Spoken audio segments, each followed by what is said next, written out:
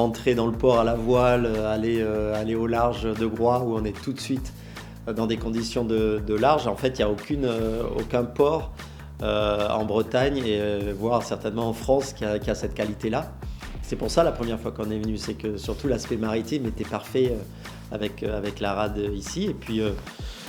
Et puis donc la maison des skippers, c'est un aboutissement de 30 ans. De 30 ans de développement. Il y a cette émulation aussi qui a démarré du fait d'être nombreux, d'être concurrents les uns les autres, mais de se croiser en même temps, ou dans les bistrots ou sur les pontons, c'est super important.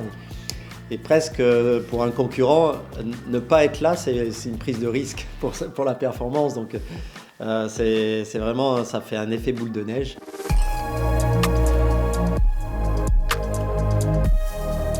Quand il y a eu la Volvo Ocean Race en 2011, on est tous venus ici avec donc on était l'équipage français avec Groupama, mais il y avait des équipages américains, néo-zélandais, espagnols, suédois qui étaient ici. Ils ont halluciné de voir, ils ne pensaient pas que c'était à ce point-là, quand ils ont croisé des ultimes, des grands trimarans, en même temps des bateaux de la Volvo, en même temps des IMOCA, tout ça sur quasiment le même ponton. Ils ont dit mais c'est génial cet endroit, on n'a jamais vu ça ailleurs quoi. Et même à Auckland qui est le berceau des antipodes de la course au large, c'est beaucoup moins concentré.